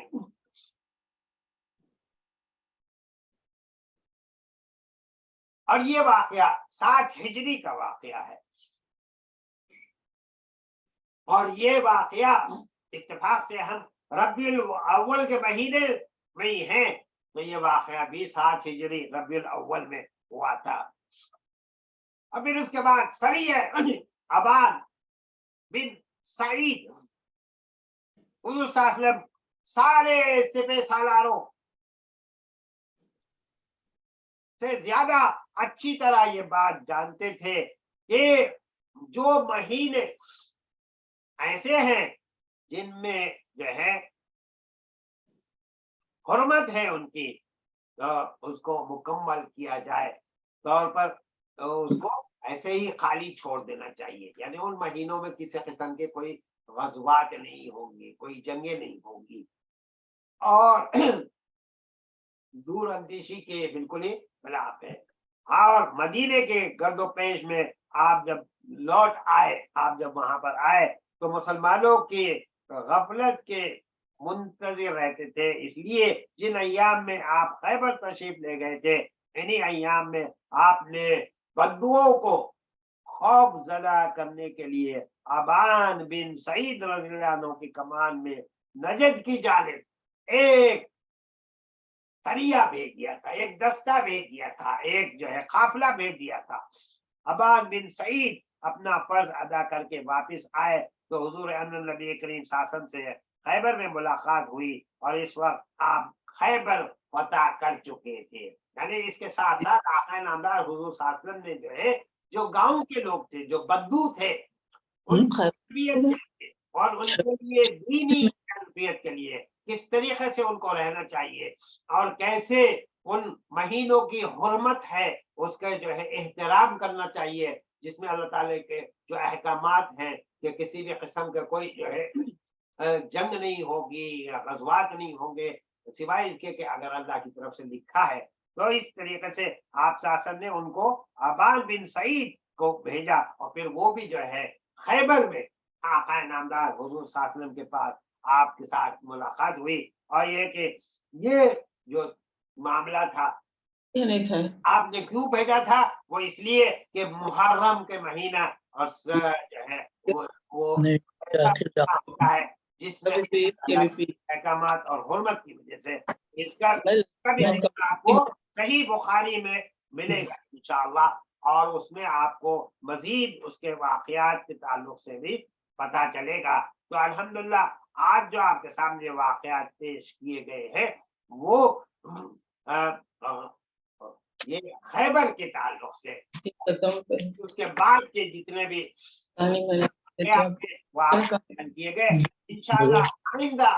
ہمارا جو درس ہوگا تو اس میں غزوہ ذات الرقہ کے تعلق سے بیان کیا جائے گا۔ یہ بھی 7 ہجری میں ہوا ہے اور اس کے علاوہ جو ہے اور جو غزوات ہوئے ہیں اس کے تعلق سے بھی آپ کو بتایا جائے گا، جو سفر کے مہینے میں اور ربیع الاول کے مہینے میں اور جمادی الاخر میں اور شعبان اور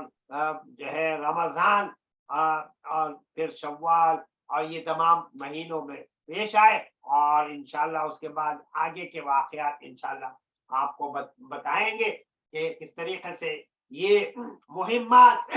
چلتی رہی اور اللہ تعالیٰ کے فضل سے اور اللہ کے کرم سے اللہ تعالیٰ نے حضور انور نبی کریم صلی اللہ علیہ وسلم کو فتح مبین عطا فرمائی، اور آپ کے ساتھ آپ کے تمام صحابہ کرام رضوان اللہ تعالی علیہم اجمعین کو بھی جو ہے فتح یاب کیا کامیابیوں کے جس سے دوازا۔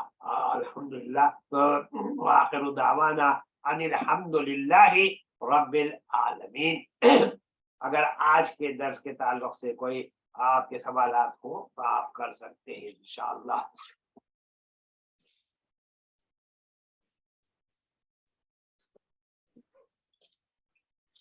تو ہم دعا کریں گے۔ امجد صاحب کے بہنوئی صاحب کا انتقال ہو گیا ہے اور ان کی تدفین ہو گئی، اللہ تعالیٰ ان کے آخرت کی منزل کو آسان فرمائے اور ان کے جتنے لواحقین ہیں ان کو صبر جمیل عطا فرمائے اللہ۔ اور طریقے سے جتنے بھی حضرات نے دعاؤں کے لیے کہا ہے مرحومین کے، اللہ تعالیٰ ان کے لیے بھی آسانیاں پیدا فرمائے اور ان کے آخرت کے سفر کو آسان کرے۔ اور پھر خاص کر فلسطین میں تو اس وقت جنگ جاری ہے، وہ اللہ تعالیٰ اپنی رحمت سے، اپنے کرم سے، اپنے فضل سے ان معاملات کو جو بہتر ہے اس میں بہتری کا معاملہ کر دے اور مسلمانوں کی حفاظت ہو، مال جان اور جو ہے ایمان باللہ، ایمان بالرسول، ایمان بالآخرہ کے اور ہر قسم کے ظلم اور زیادتی سے ساری دنیا میں رہنے والے مسلمانوں کی انشاءاللہ حفاظت ہو ہر جگہ ہر علاقے پہ۔ السلام علیکم۔ وعلیکم السلام ورحمۃ اللہ۔ السلام علیکم۔ وعلیکم السلام ورحمۃ اللہ وبرکاتہ۔ ٹھیک ہے، آپ خیریت سے ہیں؟ الحمدللہ، آپ؟ الحمدللہ، آپ کی دعا ہے، الحمدللہ، اللہ کا شکر ہے۔ اگر اب کوئی سوال نہیں ہے تو ہم دعا کرتے ہیں کہ الحمدللہ رب العالمین والصلاۃ والسلام علی سید المرسلین، اللهم ربنا آتنا في الدنيا حسنة وفي الآخرة حسنة وقنا عذاب النار، قنا عذاب المرض، قنا عذاب القلب، قنا عذاب السقرات، قنا عذاب القبر قنا عذاب الحشر قنا عذاب الميزان قنا عذاب النار اللهم ربنا ظلمنا أنفسنا وإن لم تغفر لنا وترحمنا لنكونن من الخاسرين اللهم إنك عفو كريم رحيم تحب العفو فاعف عنا يا كريم فاعف عنا يا كريم آمين آمين آمين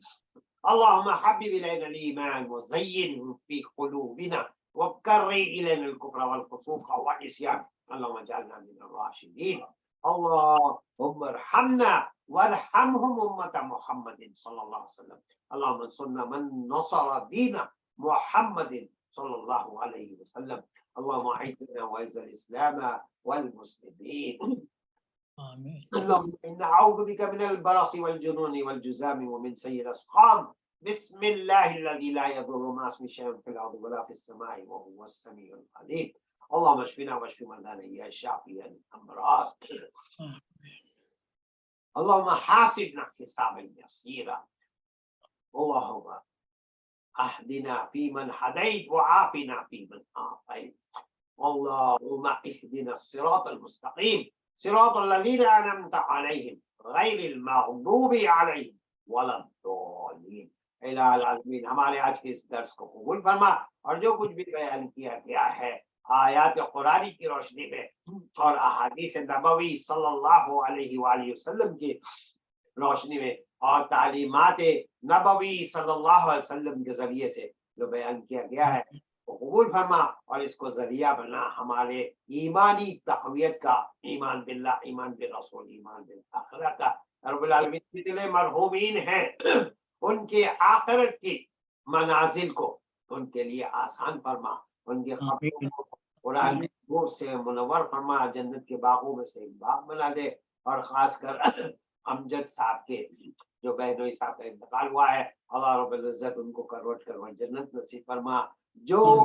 تکالیف انہوں نے بیماری میں اٹھائی ہے رب العالمین وہ اس کے ذریعے سے ان کے درجات بلند فرما اور ان کے جتنے لمحہ یقین ہیں ان کو صبر جمیل عطا فرما اور جتنے بھی اور بھی اموات ساری دنیا میں جہاں جہاں پر بھی ہوئے ہیں اللہ رب العالمین ان سب کے لمحہ یقین کو صبر جمیل عطا فرما اور اس جو معاملات مسلمانوں کے ساتھ ہو رہے ہیں ساری دنیا میں اور خاص کر فلسطین میں رب العالمین ان تمام مسلمانوں کا والی ہو جا اور ان کو ہر قسم کے نقصان سے اور ہر قسم کے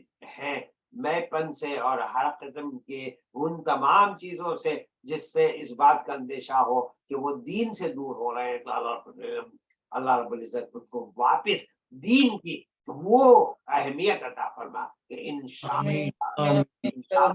مسجد اقصی جو ہے وہ بھی واپس مسلمانوں کے ہاتھ میں آ جائے اور پھر وہاں پر رہنے والے جتنے لوگ ہیں ایک پرسکون زندگی گزارنے والے بن جائے اور جتنے شہداء اسلام وہاں پر شہید ہو چکے ہیں اللہ تعالیٰ ان کے درجات کو بلند فرمائے اور آنے والے تمام دنوں میں جلد سے جلد جو ہم نے ابھی پڑھا ہے مصالحت کے تعلق سے کہ کس طریقے سے اللہ کے نبی صلی اللہ علیہ وسلم دین کی تبلیغ کی دعوت دیا کرتے تھے اور کیسے مصالحت ہوتی تھی اللہ تعالیٰ اس میں مصالحت کے راستوں کو کھول دے جس کے ذریعے سے ہر ایک کی جان مال اور آبرو کی حفاظت ہو جائے اور ہر ایک اپنے جو ہے خوشی کے ساتھ اللہ کی عبادت بغیر کسی جبر اور بغیر کسی دباؤ اور بغیر کسی قسم کے مشکلات کے بآسانی اللہ تعالیٰ کے ساتھ اپنا معاملہ جوڑ سکے اور نمازوں کو ادا کر سکے اور دیگر تمام احکامات الہی پر عمل کر سکے اور مکمل طور پر آقا نامدار حضور صلی اللہ علیہ وسلم کی اتباع کر سکے اور حب رسول صلی اللہ علیہ وسلم کے ساتھ اور اللہ کی محبت کے ساتھ اپنی زندگی کو گزار سکے اللہ تعالیٰ پریشان حال ہیں ان کی پریشانیوں کو دور فرمائے جو بے روزگار ہے ان کو حلال روزی عطا فرمائے جو بھی بیمار ہیں ان کو شفا کاملہ و عاجلہ و مستمرہ عطا فرمائے اور لڑکے اور لڑکیوں کی شادیاں نہیں ہوئی ہے اللہ رب العزت ان کے لیے نکاح والی زندگی جلد سے جلد شروع ہونے کے لیے جو اللہ تعالیٰ نے ان کے لیے جوڑے رکھے ہیں ان کے منظر عام پر آ کر جلد سے جلد صحیح معنوں میں اسلامی طریقے کے مطابق نکاح والی زندگی شروع ہونے کی توفیق عطا فرمائے. جن کی شادی ہو گئی ان کو نیک و صالح اولاد کی نعمت سے مالا مال فرمائے. جن کو اولاد کی نعمت عطا کی ہے ان کو اپنے والدین کے محبت، احترام اور ان کے وہ آداب سکھائے جس کا ذکر قرآن مجید میں اللہ تعالیٰ نے احکامات الہی میں فرمایا ہے. اللہ تعالیٰ ان سب بچوں کو دین و دنیا کی تمام وجاہت عطا فرمائے، آمین کثیر عطا فرمائے اور ان کے لیے کامیابی عطا فرمائے. ساری دنیا میں رہنے والے مسلمانوں کو ایک اور نیک فرمائے اور خاص کر ان تمام ایسے لمحات میں کہ جب مسلمانوں کو ایک اور ایک ہونا ہے تو اللہ تعالیٰ سارے حکمرانوں کو متحد اور متفق فرما دے اور اللہ تعالیٰ کی جو ہے بارگاہ میں عبادت کرنے والا اور جو ہے اللہ کے نبی صلی اللہ علیہ وسلم کے طریقہ کار پر حب رسول صلی اللہ علیہ وسلم کے ساتھ چلنے والا بنتے. اللہم ربنا تقبل منا انکا انت السمیع العلیم وتب علینا انکا انت التواب الرحیم. رب العالمین ہم آپ کی بارگاہ میں پھر یہ دعا مانگتے ہیں کہ رب العالمین جتنے بھی مظالم جہاں جہاں ساری دنیا میں ہو رہے ہیں مسلمانوں پر، اللہ رب العزت اپنے فضل سے اپنے کرم سے کن فیکون کی طرح اے رب العالمین لمحوں میں ان تمام معاملات کو جو ہے بہتری سے اور بہتری کے ذریعے سے اور آسانی کے ذریعے سے ان کو مصالحت کے ساتھ حل فرما دے اور ہر قسم کے ظلم اور زیادتی سے مسلمانوں کی حفاظت فرما. رب العالمین ان کو ایمان کامل، عمل صالح، رزق کثیر اور پھر سب سے اہم ترین بات آقا نامدار حضور صلی اللہ علیہ وسلم کی مکمل اتباع کی توفیق عطا فرما. ربیع الاول کے یہ مہینے میں جس کے معنی بہار کے ہیں، اے رب العالمین یہ بہار شریعت کو عام فرما دے، بہار رسالت کو عام فرما دے، بہار خاتم النبیین محمد رسول اللہ صلی اللہ علیہ وسلم پر پورے یقین کے ساتھ، کامل یقین کے ساتھ اتباع رسول کو عام فرما دے. رب العالمین ہماری ساری دعاؤں کو آقا نامدار حضور انور نبی صلی اللہ علیہ وسلم کے صدقے کے پہل میں قبول فرما لے. جتنی نامدار حضور صلی اللہ علیہ وسلم نے اس امت کے لیے مانگی ہے، رب العالمین ہم بھی ان تمام باتوں سے جو ہے پناہ مانگتے ہیں اور جتنی جو ہے اس امت کے لیے اللہ کے نبی صلی اللہ علیہ وسلم نے دعائیں مانگی ہے وہ ساری کے ساری اے مولا کریم، اے رحمان الرحیم، اے مالکی یوم الدین، اے اہدنا الصراط المستقیم کے عطا کرنے والے، ہم سب کو یہ ہدایت کاملہ عطا فرما اور مسلمانوں کی اے مولا حفاظت فرما. اے مولا کس طریقے سے ان کے اوپر ظلم ہو رہا ہے، کیسے ان کے اوپر زیادتی ہو رہی ہے، کیسے ان کو کاٹا جا رہا ہے اور کس طریقے سے ترکاریوں کی طرح ان کے ذبح کیا جا رہا ہے. رب العالمین ان کی حفاظت فرما. اے اللہ مسجد اقصی کی حفاظت فرما. مسجد اقصی کی حفاظت فرما. اس میں رہنے والے جتنے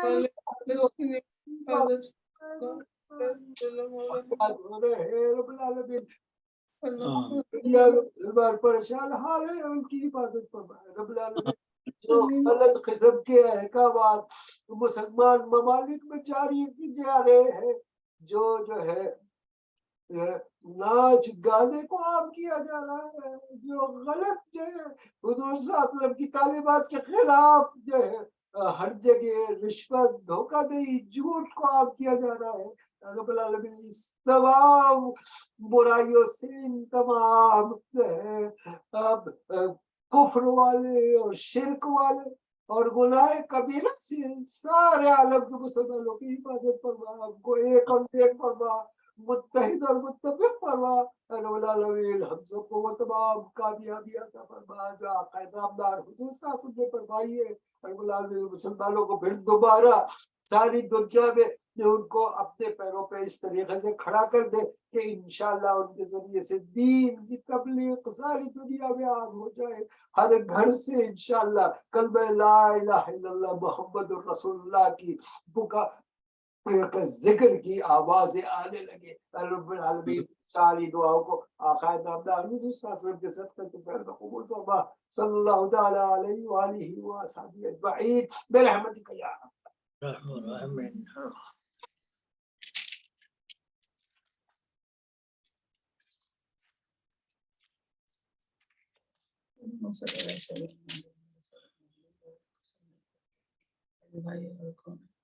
جزاک اللہ خیر، ساری دعائیں